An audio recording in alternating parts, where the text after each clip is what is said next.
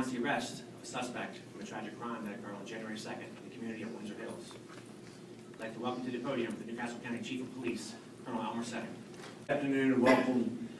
I want to just begin by echoing that statement that our detectives in their diligence have run down a suspect in this case. The amount of work that goes into cases like this it's very difficult to explain. It differs greatly from what you see on television. The forensics and the interviews and all of the work that goes into it is actually very painstaking, and it takes a great amount of time.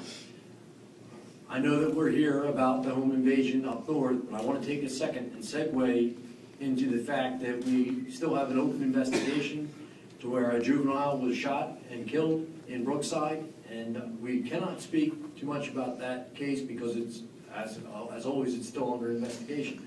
But I want to be very clear that the same men and women that have worked so hard on this case are still actively working on that case. It's unfortunate that we were hit with two major cases at the same time, but I assure you our detectives are giving all of the cases their due diligence, and we are working on that case as well. And we are going to do everything we can to bring it to fruition. I want to thank our County Executive, Tom Gordon, for being here today. Thank you, sir. As a supporter of this agency, this is a difficult job, and we need the support from our government to do it. Thank you to our Chief Administrative Officer, David Grimaldi, and certainly, Councilman, as this affected your district, thank you for being here, Councilman Bob Weiner. I'm not going to speak too much about the case. I'm going to turn the podium over to the Chief of Detectives, Captain Robert McLucas. He's going to give you a synopsis. He's going to give you as much information as he possibly can. That being said, when he's finished, please understand, many of the questions you're more than likely going to ask, he will not be able to answer as the investigation has to be completed. This is just one of what could be more arrests to come in this case. At this time, I'm going to call him up here. I thank everyone for being here, and I thank our detectives and everyone involved for the job that they did. Captain McLucas. Good afternoon. I'm Captain Robert McLucas. I'm the Investigation Section Commander for our Criminal Investigations Unit. I have a prepared statement, so bear with me. I'm not going to be off the cuff like the Colonel was. So, on Thursday, January 2nd, 2014, at about 9:40 a.m. in the morning, Newcastle County Police, paramedics, and ambulance personnel from the Tallyville Fire Company responded to the 100 block of Cambridge Drive in the community of Windsor Hills in response to an assault of a 61-year-old female. Upon the arrival of the officers, they found the victim had sustained serious injuries to her head, face, and upper torso. The victim was tended to by the ambulance and paramedic personnel and transported to Christiana Hospital, where she remains in serious condition.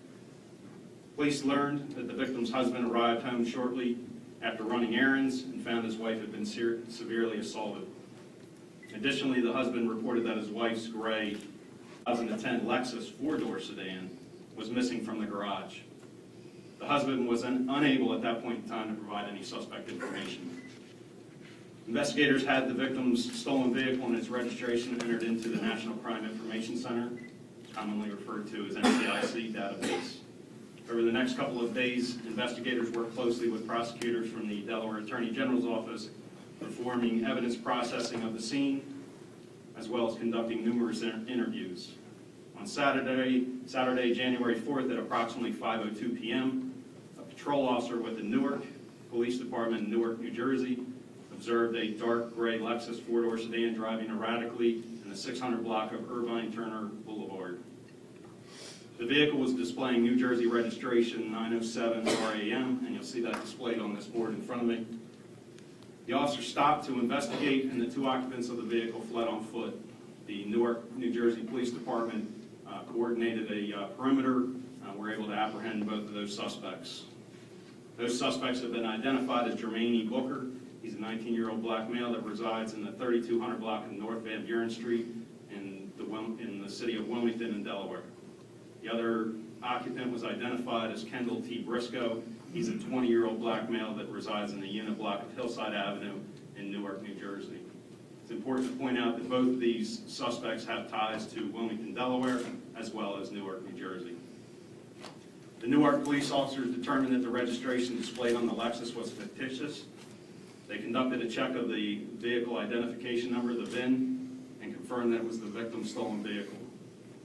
Newcastle County detectives immediately responded to Newark, New Jersey, where they executed numerous search warrants, both in Jersey and subsequently here in Delaware, seeking evidence in the case. The victim's vehicle was towed back to Delaware for evidence processing by our evidence detection specialists. On Sunday, January 5th, the Newcastle County Police detectives completed arrest warrants charging Booker and Briscoe with the theft of the motor vehicle and conspiracy. Additionally, Jermaine Booker was charged with providing a false statement to law enforcement. New Jersey authorities were made aware of the arrest warrants and the detainers in place, which indicates that the state of Delaware has an intent to extradite them back to this state. Both suspects are currently being held at the Essex County Correctional Facility in Newark, New Jersey, pending extradition. Over the next 10 days, investigators continued working closely with prosecutors from the Delaware Attorney General's office, as well as the Chief Medical Examiner for the state of Delaware. On Wednesday, January 15th, Detective Justin Breslin, who is the Chief Investigating Officer of this case, authored an arrest warrant charging Jermaine E. Booker with 4 additional charges. Those charges are attempted murder first degree, home invasion, robbery first degree, and possession of a deadly weapon during the commission of a felony. The Delaware Attorney General's office will coordinate with the New Jersey authorities to have the suspects extradited back to Delaware. At this point in time, we do not have a timetable for that to occur, but we're hoping the extradition can be as soon as possible. This is still a very active investigation, and further details may be released in the future.